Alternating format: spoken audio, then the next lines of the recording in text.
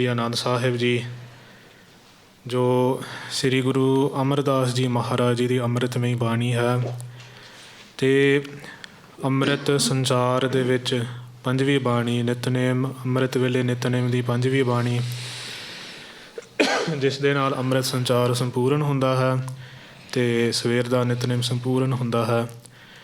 ਸੋ ਇਹ ਜੋ ਬਾਣੀ ਹੈ, ਇਹਦਾ ਉਥਾਨਕਾ ਖਾਸ ਕਰਕੇ ਸੰਪਰਦਾਇ ਦੇ ਵਿੱਚ ਸ੍ਰੀ ਗੁਰਪ੍ਰਤਾਪ ਸੂਰਜ ਗ੍ਰੰਥ ਦੇ ਵਿੱਚ ਅਤੇ ਮਹਾਂਪੁਰਸ਼ਾਂ ਦੀ ਕਥਾ ਵਿੱਚ ਵਿਸਥਾਰ ਦੇ ਵਿੱਚ ਦੱਸਿਆ ਹੋਇਆ ਹੈ ਕਿ ਜੋ ਸ੍ਰੀ ਆਨੰਦ ਸਾਹਿਬ ਜੀ ਦੀ ਬਾਣੀ ਹੈ, ਸ੍ਰੀ ਗੁਰੂ ਅਮਰਦਾਸ ਜੀ ਮਹਾਰਾਜ ਜੀ ਦੇ ਦਰਬਾਰ ਦੇ ਵਿੱਚ ਇੱਕ ਯੋਗੀ ਆਇਆ, ਜਿਸ ਨੇ ਬਹੁਤ ਜ਼ਿਆਦਾ ਯੋਗਾ ਅਭਿਆਸ ਰਾਹੀਂ ਜੋ ਰਿੱਧੀਆਂ ਸਿੱਧੀਆਂ ਹਨ, ਅਨੇਕ ਪ੍ਰਕਾਰ ਦੀਆਂ ਉਹਨੇ ਉਹਨਾਂ ਦੀ ਸਿੱਧੀ ਕਰਾ ਲਈ ਸੀ ਅਤੇ ਕਾਫੀ ਲੰਮੀ ਉਮਰ ਸੀ ਉਸ ਦੀ, ਦੀਰਘ ਆਯੂ ਸੀ।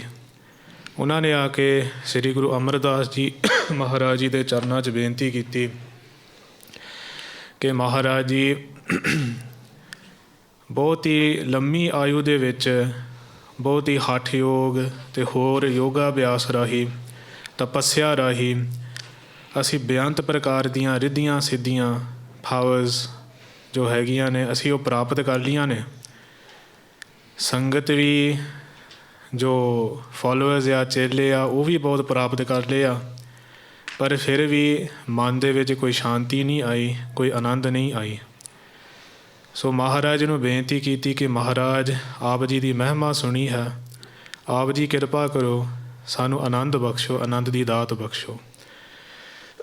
ਸ੍ਰੀ ਗੁਰੂ ਅਮਰਦਾਸ ਜੀ ਮਹਾਰਾਜ ਜੀ ਨੇ ਉਸ ਵਕਤ ਉਸ ਯੋਗੀ ਨੂੰ ਕਿਹਾ ਕਿ ਤੇਰੇ ਪਰਾਲਬਧ ਅਨੁਸਾਰ, ਤੇਰੇ ਕਰਮ ਅਨੁਸਾਰ ਇੱਕ ਹੋਰ ਜਨਮ ਤੈਨੂੰ ਧਾਰਨਾ ਪੈਣਾ ਹੈ। ਸੋ ਤੁਸੀਂ ਦੁਬਾਰਾ ਇਸ ਮਾਤ ਲੋਕ ਵਿੱਚ ਆਓਗੇ, ਦੂਸਰੇ ਜਨਮ ਦੇ ਵਿੱਚ ਸਾਡੇ ਕੋਲ ਆਓ ਅਤੇ ਅਸੀਂ ਫਿਰ ਤੁਹਾਨੂੰ ਆਨੰਦ ਦੀ ਦਾਤ ਬਖਸ਼ੂਗੇ। ਸੋ ਜੋ ਯੋਗੀ ਸੀ, ਉਹਨੇ ਆਪਣੇ ਸਵਾਸ ਦਸਮ ਦੁਆਰ ਦੇ ਵਿੱਚ ਟਿਕਾਏ ਹੋਏ ਸੀ। ਸਤਿਗੁਰੂ ਪਾਤਸ਼ਾਹ ਜੀ ਤੋਂ ਆਗਿਆ ਲੈ ਕੇ ਜੋ ਸਵਾਸ ਚੜ੍ਹਾਏ ਹੋਏ ਸੀ, ਉਹ ਸਵਾਸ ਦਸਮ ਦੁਆਰ ਰਾਹੀਂ ਸਰੀਰ ਤੋਂ ਛੁੱਟ ਕੇ ਉਹ ਆਪਣੇ ਸਰੀਰ ਨੂੰ ਛੱਡ ਗਿਆ। ਕੁਝ ਸਮੇਂ ਬਾਅਦ, ਜਿਵੇਂ ਗੁਰਪ੍ਰਤਾਪ ਸੂਰਜ ਗ੍ਰੰਥ ਵਿੱਚ ਲਿਖਿਆ ਹੈ ਕਿ ਜੋ ਸ੍ਰੀ ਗੁਰੂ ਅਮਰਦਾਸ ਜੀ ਮਹਾਰਾਜ ਜੀ ਦੇ ਸਪੁੱਤਰ ਸਨ, ਬਾਬਾ ਮੋਹਰੀ ਜੀ, ਉਹਨਾਂ ਦੇ ਘਰ ਦੇ ਵਿੱਚ ਇੱਕ ਸਪੁੱਤਰ ਦਾ ਜਨਮ ਹੋਇਆ। ਅਤੇ ਜਿਵੇਂ ਗੁਰਪ੍ਰਤਾਪ ਵਿੱਚ ਲਿਖਿਆ ਹੈ, ਉਸ ਸਮੇਂ ਸਤਿਗੁਰੂ ਪਾਤਸ਼ਾਹ ਗੁਰੂ ਅਮਰਦਾਸ ਜੀ ਮਹਾਰਾਜ ਜੀ ਨੂੰ ਜਦੋਂ ਇਹ ਖਬਰ ਪਹੁੰਚੀ ਹੈ, ਤਾਂ ਸਤਿਗੁਰੂ ਪਾਤਸ਼ਾਹ ਜੀ ਬੜੇ ਖੁਸ਼ ਹੋ ਕੇ ਉਸੀ ਵਕਤ ਉਹ ਜਿਹੜਾ ਬਾਲਕ ਹੈ, ਉਹਨੂੰ ਆਪਣੇ ਹਜ਼ੂਰੀ ਵਿੱਚ ਲੈ ਆਇਆ।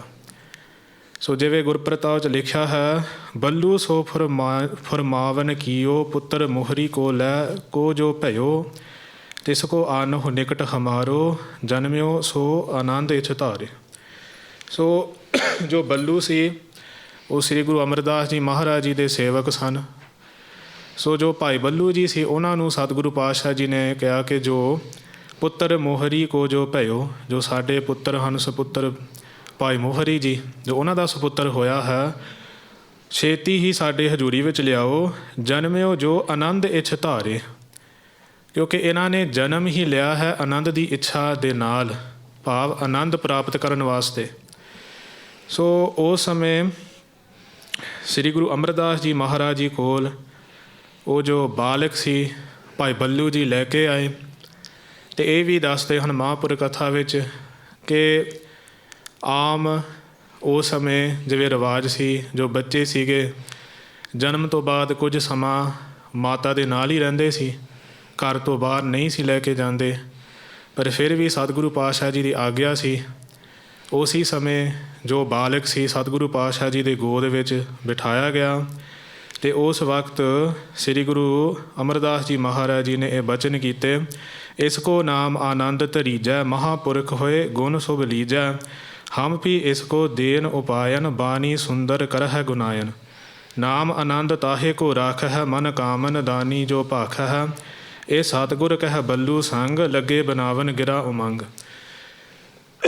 ਉਸ ਸਮੇਂ ਸਤਿਗੁਰੂ ਪਾਤਸ਼ਾਹ ਜੀ ਨੇ ਜੋ ਉਹ ਬਾਲਕ ਸੀ ਉਹਦਾ ਨਾਮ ਹੀ ਆਨੰਦ ਧਾਰ ਲਿਆ। ਸੋ ਸਤਿਗੁਰੂ ਪਾਤਸ਼ਾਹ ਜੀ ਦੇ ਜੋ ਪੋਤਰੇ ਸੀ, ਭਾਵ ਉਹ ਜੋ ਯੋਗੀ ਸੀ, ਉਹ ਸਤਿਗੁਰੂ ਪਾਤਸ਼ਾਹ ਜੀ ਦੇ ਘਰ ਪੋਤਰੇ ਦੇ ਰੂਪ ਵਿੱਚ ਆ ਕੇ ਜੋ ਉਹਦਾ ਆਖਰੀ ਕਰਮ ਅਨੁਸਾਰ, ਪਰਾਲਬਧ ਅਨੁਸਾਰ ਉਹਦਾ ਜਨਮ ਸੀ ਸਤਿਗੁਰੂ ਪਾਤਸ਼ਾਹ ਜੀ ਦੇ ਪੁੱਤਰ ਦੇ ਘਰ ਦੇ ਵਿੱਚ। ਸੋ ਸਤਿਗੁਰੂ ਜੀ ਦੇ ਪੋਤਰੇ ਬਣ ਕੇ ਆਏ ਅਤੇ ਸਤਿਗੁਰੂ ਪਾਤਸ਼ਾਹ ਜੀ ਨੇ ਉਹਨਾਂ ਦੇ ਜਨਮ 'ਤੇ ਹੀ ਉਹਨਾਂ ਦਾ ਨਾਮ ਆਨੰਦ ਧਾਰਿਆ, ਭਾਵ ਉਹਨਾਂ ਦਾ ਨਾਮ ਹੋਇਆ ਬਾਬਾ ਆਨੰਦ ਜੀ। ਅਤੇ ਜੋ ਆਨੰਦ ਸਾਹਿਬ ਬਾਣੀ ਹੈ, ਉਸ ਵਕਤ ਸ੍ਰੀ ਗੁਰੂ ਅਮਰਦਾਸ ਜੀ ਮਹਾਰਾਜ ਜੀ ਨੇ ਉਸ ਬਾਲਕ ਨੂੰ ਆਪਣੇ ਗੋਦ ਵਿੱਚ ਬਿਠਾ ਕੇ ਇਹ ਬਾਣੀ ਉਚਾਰਨ ਕੀਤੀ ਅਤੇ ਉਸ ਨੂੰ ਬ੍ਰਹਮ ਗਿਆਨ ਦੀ ਦਾਤ, ਆਨੰਦ ਦੀ ਦਾਤ ਜਨਮ ਤੋਂ ਹੀ ਬਖਸ਼ ਦਿੱਤਾ।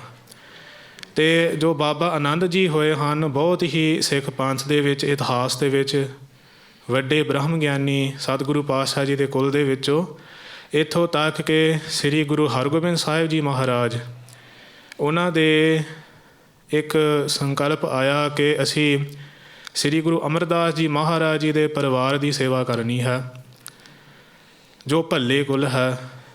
ਸੋ ਉਸ ਵਕਤ ਪਤਾ ਕੀਤਾ ਕਿ ਸਤਿਗੁਰੂ ਪਾਤਸ਼ਾਹ ਦੇ ਸਮੇਂ ਜੋ ਬਾਬਾ ਆਨੰਦ ਜੀ ਸਨ, ਉਹ ਹਜੇ ਸਰੀਰ ਵਿੱਚ ਹਾਜ਼ਰ ਸਨ। ਸੋ ਸਤਿਗੁਰੂ ਪਾਤਸ਼ਾਹ ਜੀ ਨੇ ਸੱਦਾ ਭੇਜਿਆ ਅਤੇ ਜੋ ਬਾਬਾ ਆਨੰਦ ਜੀ ਸਨ, ਉਸ ਸਮੇਂ ਬਜ਼ੁਰਗ ਹੋ ਗਏ ਸਨ ਅਤੇ ਉਹ ਪਾਲਕੀ ਵਿੱਚ ਲੈ ਕੇ ਆਏ ਸੇਵਕ। ਸੋ ਜਿਵੇਂ ਪਾਲਕੀ ਮੋਢਿਆਂ 'ਤੇ ਚੱਕ ਕੇ ਜਿਹੜੇ ਸੇਵਕ ਹਨ ਉਹ ਲੈ ਕੇ ਆਉਂਦੇ ਨੇ, ਅਤੇ ਸ੍ਰੀ ਗੁਰੂ ਹਰਗੋਬਿੰਦ ਸਾਹਿਬ ਜੀ ਨੇ ਸੋਚਿਆ ਕਿ ਜੇ ਅਸੀਂ ਪ੍ਰਤੱਖ ਰੂਪ ਵਿੱਚ ਕੋਸ਼ਿਸ਼ ਕਰੀਏ ਕਿ ਅਸੀਂ ਬਾਬਾ ਆਨੰਦ ਜੀ ਦੀ ਸੇਵਾ ਕਰੀਏ ਤਾਂ ਉਹਨਾਂ ਨੇ ਸਾਨੂੰ ਸੇਵਾ ਕਰਨ ਨਹੀਂ ਦੇਣੀ, ਐਸੇ ਸ਼ਰਧਾਵਾਨ ਗੁਰਸਿੱਖ ਹਨ। ਸੋ ਉਹ ਜਿਹੜਾ ਪਾਲਕ ਸੀ, ਉਹ 'ਤੇ ਪੜਦੇ ਲੱਗੇ ਹੋਏ ਸੀ ਚਾਰੇ ਪਾਸੇ। ਸ੍ਰੀ ਗੁਰੂ ਹਰਗੋਬਿੰਦ ਸਾਹਿਬ ਜੀ ਨੇ ਉਸੇ ਵਕਤ ਜਿਹੜੇ ਸੇਵਕ ਮੋਢਿਆਂ ਦੇ ਉੱਤੇ ਪਾਲਕੀ ਚੱਕ ਕੇ ਲੈ ਰਹੇ ਆਏ, ਗੁਰੂ ਦਰਬਾਰ ਵਿੱਚ ਲੈ ਕੇ ਆ ਰਹੇ ਸਨ, ਮਹਾਰਾਜ ਗੁਰੂ ਹਰਗੋਬਿੰਦ ਸਾਹਿਬ ਜੀ ਨੇ ਇੱਕ ਜਿਹੜਾ ਮੋਢਾ ਹੈਗਾ ਆ, ਉਹ ਪਾਲਕੀ ਨੂੰ ਦੇ ਦਿੱਤਾ। ਅਤੇ ਜੋ ਬਾਬਾ ਆਨੰਦ ਜੀ ਸੀ, ਉਹ ਹੈਗੇ ਸੀ ਅੰਤਰਜਾਮੀ। ਉਹਨਾਂ ਨੂੰ ਪਤਾ ਲੱਗ ਗਿਆ ਕਿ ਸਤਿਗੁਰੂ ਪਾਤਸ਼ਾਹ ਜੀ ਸਾਡੀ ਸੇਵਾ ਕਰ ਰਹੇ ਆ, ਇਹ ਕਿਵੇਂ ਹੋ ਸਕਦਾ ਹੈ, ਅਸੀਂ ਤਾਂ ਗੁਰੂ ਮਹਾਰਾਜ ਦੇ ਸਿੱਖ ਹਾਂ। ਸੋ ਮਹਾਰਾਜ ਜਦੋਂ ਉਹ ਜੋ ਪਾਲਕੀ ਆਪਣੇ ਮੋਢੇ 'ਤੇ ਰੱਖਿਆ, ਉਸੇ ਵਕਤ ਜੋ ਬਾਬਾ ਆਨੰਦ ਜੀ ਹਨ, ਉਹਨਾਂ ਨੇ ਪਾਲਕੀ ਤੋਂ ਬਾਹਰ ਛਾਲ ਮਾਰੀ, ਭਾਵ ਐਸੀ ਸ਼ਰਧਾ ਸੀ ਉਹਨਾਂ ਵਿੱਚ ਸ੍ਰੀ ਗੁਰੂ ਹਰਗੋਬਿੰਦ ਸਾਹਿਬ ਜੀ ਵਾਸਤੇ, ਭਾਵੇਂ ਉਮਰ ਵਿੱਚ ਵੱਡੇ ਸਨ। ਸੋ ਇਹ ਜੋ ਬਾਣੀ ਹੈ, ਉਸ ਵਕਤ ਗੁਰੂ ਅਮਰਦਾਸ ਜੀ ਮਹਾਰਾਜ ਨੇ ਉਚਾਰਨ ਕੀਤੀ ਅਤੇ ਬਾਅਦ ਦੇ ਵਿੱਚ ਇਹਦਾ ਫਲ ਵੀ ਦੱਸਿਆ। ਗੁਰਪ੍ਰਤਾਪ ਸੂਝ ਗ੍ਰੰਥ ਸੀ, ਵਿਸਥਾਰ ਵਿੱਚ ਕਥਾ ਸੁਣ ਸਕਦੇ ਹੋ, ਪੜ੍ਹ ਸਕਦੇ ਹੋ। ਉਹਦੇ ਵਿੱਚ ਸਤਿਗੁਰੂ ਪਾਤਸ਼ਾਹ ਜੀ ਨੇ ਬਚਨ ਕੀਤੇ, ਇਹੋ ਬਾਣੀ ਸੁੰਦਰ ਗੁਣ ਭਰੀ, ਸੁਣ ਹੈ ਜੋ ਪਾਏ ਕਾਮਨਾ ਧਰੀ, ਨਿਤ ਇਸ ਪਠਨ ਨੇਮ ਨਿਰਬਾਹੇ, ਅਲੱਭ ਨਾ ਵਸਤ ਹੋਤ ਜਿਹੇ ਚਾਹੇ, ਭੁਗਤ ਮੁਕਤ ਕੀ ਇਹ ਫਲਦਾਇਕ, ਪਾਏ ਪਦਾਰਥ ਸਹਿਜ ਸੁਭਾਇਕ, ਰਚੀ ਹੇਤ ਸਿੱਖਿਅਨ ਕਲਿਆਣ, ਪਠਹਿ ਸੁਨਹਿ ਸੂਖ ਲਹਿ ਮਹਾਨ, ਸਭ ਕਾਰਜ ਕੀ ਸਿੱਧੀ ਦੇਤ, ਜੋ ਇਸ ਧਾਰਹਿ ਪ੍ਰੇਮ ਸਮੇਤ, ਸਭ ਮੰਗਲ ਕੇ ਆਦ ਪੜੀਜੈ, ਪੂਰਨ ਹੈ ਨਿਰਵਿਘਨ ਲੀਜੈ। ਸੋ ਉਸ ਸਮੇਂ ਸਤਿਗੁਰੂ ਪਾਤਸ਼ਾਹ ਜੀ ਨੇ ਆਗਿਆ ਕਰ ਦਿੱਤੀ ਕਿ ਸਭ ਕਾਰਜ ਕੀ ਸਿੱਧੀ ਦੇਤ, ਕੋਈ ਵੀ ਕਾਰਜ ਹੋਵੇ ਸਾਡੇ ਜੀਵਨ ਦੇ ਵਿੱਚ, ਕੋਈ ਸੰਸਕਾਰ ਹੋਵੇ, ਕੋਈ ਛੋਟੇ ਤੋਂ ਛੋਟਾ ਕਾਰਜ ਹੋਵੇ, ਵੱਡੇ ਤੋਂ ਵੱਡਾ ਕਾਰਜ ਹੋਵੇ, ਸਤਿਗੁਰੂ ਪਾਤਸ਼ਾਹ ਜੀ ਨੇ ਹੁਕਮ ਕੀਤਾ, ਜੋ ਇਸ ਧਾਰ ਹੈ ਪ੍ਰੇਮ ਸਮੇਤ, ਜਿਹੜਾ ਇਸ ਨੂੰ ਪ੍ਰੇਮ ਦੇ ਨਾਲ ਪੜ੍ਹਦਾ ਹੈ, ਸਭ ਮੰਗਲ ਕੇ ਆਦ ਪੜੀਜੈ, ਪੂਰਨ ਹੈ ਨਿਰਵਿਘਨ ਲੀਜੈ। ਜੋ ਵੀ ਕਾਰਜ ਹੈ ਨਿਰਵਿਘਨਤਾ ਸਹਿਤ ਸੰਪੂਰਨ ਹੋਵੇਗਾ। ਜੋ ਸ੍ਰੀ ਆਨੰਦ ਸਾਹਿਬ ਜੀ ਦੇ ਪਾਠ ਕਰਕੇ, ਅਰਦਾਸ ਕਰਕੇ ਉਸ ਕਾਰਜ ਨੂੰ ਫਿਰ ਆਰੰਭ ਕਰਨਗੇ। ਸੋ ਸਤਿਗੁਰੂ ਪਾਤਸ਼ਾਹ ਜੀ ਨੇ ਉਸ ਵਕਤ ਇਹ ਜੋ ਬਾਣੀ ਹੈ ਭਾਈ ਬੱਲੂ ਜੀ ਨੂੰ ਆਗਿਆ ਕੀਤੀ ਕਿ ਤੁਸੀਂ ਪਖਾਵਜ ਲੈ ਕੇ, ਤੁਸੀਂ ਕੋਠੇ ਦੇ ਉੱਤੇ ਚੜ੍ਹ ਕੇ ਇਹ ਸਾਰੇ ਸੰਗਤ ਦੇ ਵਿੱਚ ਬਾਣੀ ਸੁਣਾਓ। ਸੋ ਮਹਾਰਾਜ ਨੇ ਪਹਿਲਾਂ ਰਚ ਕੇ ਫਿਰ ਭਾਈ ਬੱਲੂ ਜੀ ਨੂੰ ਆਗਿਆ ਕੀਤੀ, ਕੋਠੇ ਪੜ ਚੜ੍ਹ ਹੈ ਤਤਕਾਲਾ, ਕੀਨ ਬਜਾਵਨ ਧੁਨ ਵਿਸਾਲਾ। ਸੋ 8:30 ਪੌੜੀ ਸਭ ਗਾਈ, ਧੁਨ ਉੱਚੀ ਸੋ ਨਰਨ ਸੁਣਾਈ। ਸੋ ਇਹ ਸੰਪਰਦਾਇ ਵਿੱਚ ਦੱਸਿਆ ਜਾਂਦਾ ਹੈ, ਭਾਵੇਂ ਸਾਰੇ ਗੁਰੂ ਸਾਹਿਬ ਇੱਕੋ ਹੀ ਸਰੂਪ ਹਨ, ਇਹਦੇ ਵਿੱਚ ਕੋਈ ਸ਼ੰਕਾ ਨਹੀਂ ਕਰਨਾ, ਪਰ ਜਿਵੇਂ ਮਹਾਂਪੁਰਸ਼ਾਂ ਨੇ ਕਥਾ ਵਿੱਚ ਅਤੇ ਮਹਾਕਵੀ ਭਾਈ ਸੰਤੋਖ ਸਿੰਘ ਜੀ ਨੇ ਸ੍ਰੀ ਗੁਰਪ੍ਰਤਾਪ ਸੂਰਜ ਗ੍ਰੰਥ ਵਿੱਚ ਦੱਸਿਆ ਹੈ ਕਿ 38 ਪੌੜੀਆਂ ਜੋ ਹਨ, 38 ਪੌੜੀਆਂ ਜੋ ਹਨ, ਉਹ ਸ੍ਰੀ ਗੁਰੂ ਅਮਰਦਾਸ ਜੀ ਮਹਾਰਾਜ ਨੇ ਉਸ ਵਕਤ ਉਚਾਰਨ ਕੀਤੀਆਂ। ਅਤੇ ਫਿਰ ਜੋ 39th ਪੌੜੀ ਹੈ ਉਹ ਸ੍ਰੀ ਗੁਰੂ ਰਾਮਦਾਸ ਜੀ ਮਹਾਰਾਜ ਜੀ ਨੇ ਉਚਾਰਨ ਕੀਤੀ। ਅਤੇ ਜੋ 40th ਪੌੜੀ ਹੈ, ਜੋ ਆਖਰੀ ਪੌੜੀ ਹੈ, ਇਹ ਸ੍ਰੀ ਗੁਰੂ ਅਰਜਨ ਦੇਵ ਜੀ ਮਹਾਰਾਜ ਨੇ ਉਚਾਰਨ ਕੀਤੀ। ਸੋ ਇਹ ਗੁਰਪ੍ਰਤਾਪ ਵਿੱਚ ਲਿਖਿਆ ਹੈ, ਆਨੰਦ ਮੂਲ ਬਾਣੀ ਸੁਭ ਕਰੀ, ਭਗਤ ਵਿਰਾਗ ਗਿਆਨ ਸੋ ਭਰੀ। ਇੱਕ ਐਸੀ ਬਾਣੀ ਹੈ, ਭਗਤੀ ਵਿਰਾਗ ਅਤੇ ਗਿਆਨ, ਬ੍ਰਹਮ ਗਿਆਨ ਦੇ ਨਾਲ ਇਹ ਲੱਬਾ ਲੱਭ ਭਰਿਆ ਹੈ। ਚਤੁਰਥ ਪਾਤਸ਼ਾਹ ਜਬ ਭਏ, ਇੱਕ ਪੌੜੀ ਤਿੰਨਹੂ ਰਚ ਗਏ। ਜਦੋਂ ਸ੍ਰੀ ਗੁਰੂ ਰਾਮਦਾਸ ਜੀ ਮਹਾਰਾਜ ਗੁਰਤਾ ਗੱਦੀ 'ਤੇ ਬਿਰਾਜਮਾਨ ਹੋਏ, ਸੁਸ਼ੋਭਿਤ ਹੋਏ, ਉਸ ਵਕਤ ਸਤਿਗੁਰੂ ਰਾਮਦਾਸ ਜੀ ਮਹਾਰਾਜ ਨੇ ਇੱਕ ਪੌੜੀ ਉਚਾਰਨ ਕੀਤੀ। ਅਤੇ ਫਿਰ ਇੱਕ ਸ੍ਰੀ ਅਰਜਨ ਤਿਹ ਸੰਗ ਜੋੜੀ, ਆਨੰਦ ਮਹਾਤਮ 40 ਪੌੜੀ। ਸੋ ਜੋ ਆਖਰੀ ਪੌੜੀ ਹੈ ਉਹ ਆਨੰਦ ਸਾਹਿਬ ਜੀ ਦਾ ਮਹਾਤਮ ਹੈ, ਉਹ ਸ੍ਰੀ ਗੁਰੂ ਅਰਜਨ ਦੇਵ ਜੀ ਮਹਾਰਾਜ ਜੀ ਨੇ ਜੋੜੀ। ਅੰਮ੍ਰਿਤ ਸਮੇਂ ਜੋ ਪਠ ਹੈ ਆਨੰਦ, ਮਿਲ ਹੈ ਗੋਬਿੰਦ ਮੁਕੰਦ ਆਨੰਦ। ਅਤੇ ਅੰਮ੍ਰਿਤ ਵੇਲੇ ਜੋ ਇਸ ਆਨੰਦ ਸਾਹਿਬ ਨੂੰ ਪੜ੍ਹੂਗਾ, ਸ੍ਰੀ ਗੁਰੂ ਅਰਜਨ ਦੇਵ ਜੀ ਮਹਾਰਾਜ ਨੇ ਸੰਗਤਾਂ ਵਿੱਚ ਇਹ ਬਚਨ ਕੀਤਾ ਕਿ ਉਹਨਾਂ ਨੂੰ ਬਿਨਾਂ ਦੇਰੀ ਤੋਂ, ਬਿਨਾਂ ਸਹਿਜ ਦੇ ਨਾਲ ਹੀ, ਬਹੁਤ ਹੀ ਸਹਿਜ ਦੇ ਨਾਲ ਹੀ ਜੋ ਅਕਾਲ ਪੁਰਖ ਦੇ ਨਾਲ ਮਿਲਾਪ ਹੋਵੇਗਾ ਅਤੇ ਆਨੰਦ ਦੀ ਪ੍ਰਾਪਤੀ ਹੋਵੇਗੀ। ਸੋ ਇਹ ਸੰਪਰਦਾ ਵਿੱਚ ਦੱਸਿਆ ਜਾਂਦਾ ਹੈ, ਜਿਵੇਂ ਪਹਿਲਾਂ ਵੀ ਦੱਸਿਆ, ਇਹਦੇ ਵਿੱਚ ਕੋਈ ਬਹੁਤੀ ਗੱਲ ਨਹੀਂ ਹੈਗੀ, ਕਿਉਂਕਿ ਸਾਰੇ ਗੁਰੂ ਸਾਹਿਬ ਤਾਂ ਇੱਕੋ ਹੀ ਰੂਪ ਹਨ, ਇਹਦੇ 'ਚ ਕੋਈ ਸ਼ੰਕਾ ਕਰਨ ਦੀ ਲੋੜ ਨਹੀਂ। ਪਰ ਜਿਵੇਂ ਮਹਾਂਪੁਰਸ਼ਾਂ ਨੇ ਇਤਿਹਾਸ ਵਿੱਚ ਲਿਖਿਆ ਹੈ, ਜੋ ਲਾਸਟ 2 ਪੌੜੀਆਂ ਹਨ, ਇੱਕ ਸ੍ਰੀ ਗੁਰੂ ਰਾਮਦਾਸ ਜੀ ਮਹਾਰਾਜ ਜੀ ਨੇ ਉਚਾਰਨ ਕੀਤਾ ਅਤੇ ਇੱਕ ਸ੍ਰੀ ਗੁਰੂ ਅਰਜਨ ਦੇਵ ਜੀ ਨੇ ਉਚਾਰਨ ਕੀਤਾ। ਅਤੇ ਪਿਛਲੇ ਹਫ਼ਤੇ ਵੀ ਅਸੀਂ ਵਿਚਾਰ ਕੀਤੀ ਸੀ ਆਨੰਦ ਸਾਹਿਬ ਦੇ ਸੰਪੂਰਨ ਪਾਠ 'ਤੇ, ਬਹੁਤ ਹੀ ਸੰਖੇਪ ਦੇ ਵਿੱਚ, ਉਹ ਵੀ ਮੈਂ ਪੰਕਤੀ ਲੱਭੀ ਸੀ ਸ੍ਰੀ ਗੁਰਪ੍ਰਤਾਪ ਸੂਰਜ ਗ੍ਰੰਥ ਵਿੱਚ। ਸੋ ਕੋਈ ਵੀ ਕਾਰਜ ਦੇ ਆਰੰਭ ਦੇ ਵਿੱਚ ਗੁਰਮਤਿ ਰਹਿਤ ਮਰਿਆਦਾ ਅਨੁਸਾਰ ਸਭ ਤੋਂ ਪਹਿਲਾਂ ਕੋਈ ਵੱਡਾ ਕਾਰਜ ਹੋਵੇ, ਖਾਸ ਕਰਕੇ ਕੋਈ ਕੰਮ ਅਟਕਿਆ ਹੋਵੇ ਜਾਂ ਕੋਈ ਵਿਘਨ ਪਏ ਹੋਣ, ਤਾਂ ਫਿਰ ਸ੍ਰੀ ਗੁਰੂ ਗੋਬਿੰਦ ਸਿੰਘ ਜੀ ਮਹਾਰਾਜ ਜੀ ਨੇ ਸੰਗਤਾਂ ਦੇ ਵਿੱਚ ਇਹ ਬਚਨ ਕੀਤੇ ਸਨ। ਸੋ ਗੁਰਪ੍ਰਤਾਪ ਸੂਰਜ ਗ੍ਰੰਥ ਦੇ 5ਵੀਂ ਰੁੱਤ ਦੇ ਵਿੱਚ ਇੱਕ ਬਹੁਤ ਹੀ ਖਾਸ ਪ੍ਰਸੰਗ ਆਉਂਦਾ ਹੈ, 101 ਅਰਦਾਸਾਂ ਦੀਆਂ, ਜਿਹਦੇ ਵਿੱਚ ਸ੍ਰੀ ਗੁਰੂ ਗੋਬਿੰਦ ਸਿੰਘ ਜੀ ਮਹਾਰਾਜ ਨੇ ਸਿੱਖਾਂ ਨੂੰ ਦੱਸਿਆ ਹੈ ਕਿ ਜੀਵਨ ਦੇ ਵਿੱਚ ਵੱਡੇ ਤੋਂ ਵੱਡਾ ਕਾਰਜ, ਛੋਟੇ ਤੋਂ ਛੋਟਾ ਕਾਰਜ, ਸਾਨੂੰ ਸਭ ਤੋਂ ਪਹਿਲਾਂ ਅਕਾਲ ਪੁਰਖ ਨੂੰ ਸਿਮਰਨਾ ਚਾਹੀਦਾ ਹੈ, ਅਰਦਾਸ ਕਰਨਾ ਚਾਹੀਦਾ ਹੈ। ਉਹਦੇ ਵਿੱਚ 101 ਅਰਦਾਸ ਦੱਸੇ ਹਨ ਕਿ ਸਾਡੇ ਜੀਵਨ ਦੇ ਵਿੱਚ 101 ਅਰਦਾਸ ਕਰਨੇ ਚਾਹੀਦੇ ਹਨ। 101 ਕਾਰਜਾਂ ਅਤੇ 101 ਪ੍ਰਕਾਰ ਦੇ ਜਿਹੜੇ ਅਰਦਾਸ ਹਨ। ਸੋ ਉਹਦੇ ਆਰੰਭ ਦੇ ਵਿੱਚ ਸ੍ਰੀ ਗੁਰੂ ਗੋਬਿੰਦ ਸਿੰਘ ਜੀ ਮਹਾਰਾਜ ਨੇ, ਇੱਕ ਸਿੱਖ ਨੇ ਪ੍ਰਸ਼ਨ ਕੀਤਾ ਕਿ ਮਹਾਰਾਜ, ਜਦੋਂ ਸਾਡੇ ਜੀਵਨ ਦੇ ਵਿੱਚ ਬਹੁਤ ਜ਼ਿਆਦਾ ਪ੍ਰੋਬਲਮ ਆ ਜਾਂਦੇ ਨੇ, ਵਿਘਨ ਆ ਜਾਂਦੇ ਹਨ, ਫਿਰ ਅਸੀਂ ਕੀ ਕਰੀਏ ਮਹਾਰਾਜ? ਫਿਰ ਗੁਰੂ ਗੋਬਿੰਦ ਸਿੰਘ ਜੀ ਮਹਾਰਾਜ ਨੇ ਬਚਨ ਕੀਤੇ। ਇਹ 100 ਸਾਖੀ ਵਿੱਚ ਵੀ ਆਉਂਦੇ ਹਨ ਅਤੇ ਮਹਾਕਵੀ ਭਾਈ ਸੰਤੋਖ ਸਿੰਘ ਜੀ ਨੇ ਵੀ ਗੁਰਪ੍ਰਤਾਪ ਸੂਰਜ ਗ੍ਰੰਥ ਵਿੱਚ ਲਿਖੇ ਹਨ। ਸੋ ਸਤਿਗੁਰੂ ਪਾਤਸ਼ਾਹ ਜੀ ਨੇ ਉਸ ਵਕਤ ਉਸ ਗੁਰਸਿੱਖ ਨੂੰ ਬਚਨ ਕੀਤੇ ਕਿ ਦਰਸ਼ਨ ਕਰ ਘਰ ਜਾਹੋ, ਜਬ ਹੂੰ ਕਰਹੋ ਪ੍ਰਸਾਦ, ਕਰਹੋ ਕਰਾਹੋ ਪ੍ਰਸਾਦ ਸੋ ਤਬ ਹੂੰ, ਊਪਰ ਸ਼ਾਦ ਬਸਤਰ ਕੋ ਦੀਜੈ, ਪਾਠ ਆਨੰਦ ਤੀਨ ਕਰ ਲੀਜੈ। ਸੋ ਉਸ ਸਮੇਂ ਮਹਾਰਾਜ ਨੇ ਉਸ ਗੁਰਸਿੱਖ ਨੂੰ ਕਿਹਾ ਕਿ ਜਦੋਂ ਤੂੰ ਘਰ ਜਾਊਗਾ ਤਾਂ ਉਸ ਸਮੇਂ ਇੱਕ ਰਹਿਤਵਾਨ ਸਿੰਘ ਪਾਸੋਂ ਤੁਸੀਂ ਕੜਾਹ ਪ੍ਰਸ਼ਾਦ ਦਾ ਦੇਗ ਤਿਆਰ ਕਰਕੇ ਉਹਦੇ ਉੱਤੇ ਬਸਤਰ ਢਕਾ ਕੇ ਅਤੇ ਫਿਰ ਪਾਠ ਆਨੰਦ ਤੀਨ ਕਰ ਲੀਜੈ। ਜੋ ਸ੍ਰੀ ਆਨੰਦ ਸਾਹਿਬ ਜੀ ਦਾ ਸੰਪੂਰਨ ਪਾਠ ਹੈ ਉਹ ਤੁਸੀਂ 3 ਵਾਰੀ ਪੜ੍ਹੋ।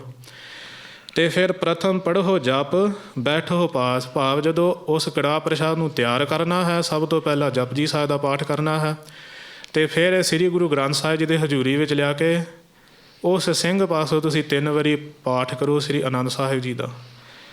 ਸਤਿਗੁਰ ਹਿਤ ਦੇਹੋ ਪੰਚ ਗਿਰਾਸ, ਪੰਚ ਸਿੱਖ ਕੋ ਕਰਹੋ ਅਚਾਵਨ, ਤਨ ਮਨ ਤੇ ਹੋਇ ਕੈ ਥਿਤ ਪਾਵਨ।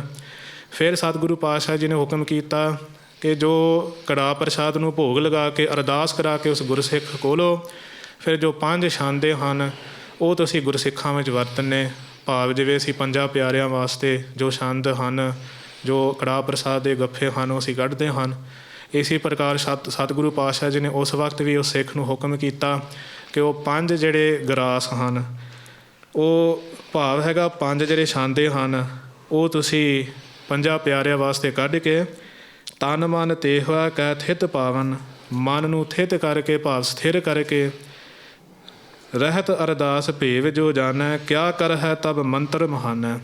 ਸਤਿਗੁਰੂ ਪਾਤਸ਼ਾਹ ਜੀ ਨੇ ਹੁਕਮ ਕੀਤਾ ਜਿਹੜਾ ਇਸ ਪ੍ਰਕਾਰ ਇਸ ਵਿਧੀ ਦੇ ਨਾਲ 3 ਆਨੰਦ ਸਾਹਿਬ ਜੀ ਦੇ ਪਾਠ ਕਰਕੇ ਅਰਦਾਸ ਕਰਕੇ ਇੱਕ ਰਹਿਤਵਾਨ ਗੁਰਸਿੱਖ ਪਾਸੋਂ ਸਤਿਗੁਰੂ ਪਾਤਸ਼ਾਹ ਜੀ ਕਹਿੰਦੇ ਕਿਆ ਕਰਹਿ ਤਬ ਮੰਤਰ ਮਹਾਨਾ, ਕਿ ਭਾਵ ਵੱਡੇ ਵੱਡੇ ਮੰਤਰ ਉਸ ਦੇ ਸਾਹਮਣੇ ਕੀ ਕਰ ਸਕਦੇ ਹਨ। ਜਿਹੜੇ ਲੋਕ ਕਹਿੰਦੇ ਸੀ ਕਿ ਆਹ ਮੰਤਰ ਲੈ ਲਓ, ਸਾਡੇ ਕੋਲ ਆਹ ਮੰਤਰ ਲੈ ਲਓ, ਤੁਹਾਡਾ ਕਾਰਜ ਦਾ ਸਿੱਧੀ ਹੋ ਜਾਊਗਾ। ਮਹਾਰਾਜ ਕਹਿੰਦੇ ਉਹ ਮੰਤਰ ਤਾਂ ਇਸ ਮੰਤਰ ਦੇ ਸਮਾਨ ਤਾਂ ਕੁਛ ਨਹੀਂ ਹੈ, ਜੋ ਇਸ ਵਿਧੀ ਦੇ ਸਮਾਨ ਕੁਛ ਵੀ ਨਹੀਂ ਹੈ। ਭਾਵ ਇਹ ਜੋ ਵਿਧੀ ਹੈ ਇਸ ਤੋਂ ਵੱਡਾ ਕੋਈ ਵਿਧੀ ਨਹੀਂ ਹੈ ਸਤਿਗੁਰੂ ਪਾਤਸ਼ਾਹ ਜੀ ਨੇ ਹੁਕਮ ਕੀਤਾ। ਅਤੇ ਦੂਸਰਾ ਅਰਥ ਮਹਾਂਪੁਰਖ ਇਹ ਵੀ ਕਰਦੇ ਸਨ ਕਿ ਫਿਰ ਕੋਈ ਹੋਰ ਮੰਤਰ ਦੀ ਲੋੜ ਨਹੀਂ ਹੈ। ਕਿਆ ਕਰ ਹੈ ਤਾਂ ਮੰਤਰ ਮਹਾਨ ਹੈ। ਹੋਰ ਕੀ ਮੰਤਰ ਲੈ ਕੇ ਕੀ ਕਰਨਾ ਹੈ, ਜਦੋਂ ਸਾਡੇ ਕੋਲ ਸ੍ਰੀ ਆਨੰਦ ਸਾਹਿਬ ਜੀ ਦੀ ਬਾਣੀ ਹੈ ਜਿਸ ਦੇ ਨਾਲ ਸਾਡੇ ਸਾਰੇ ਵਿਘਨ ਨਾਸ਼ ਹੋ ਜਾਂਦੇ ਹਨ। ਸੋ ਇਸ ਬਾਣੀ ਵਿੱਚੋਂ ਆਨੰਦ ਦੀ ਪ੍ਰਾਪਤੀ, ਮੁਕਤੀ ਦੀ ਪ੍ਰਾਪਤੀ ਅਤੇ ਸਾਰੇ ਵਿਘਨਾਂ ਦਾ ਨਾਸ਼ ਹੁੰਦਾ ਹੈ। ਸੋ ਇਹ ਸੰਖੇਪ ਦੇ ਵਿੱਚ ਜੋ ਵਿਚਾਰ ਸੀ ਆਨੰਦ ਸਾਹਿਬ ਜੀ ਦੀ।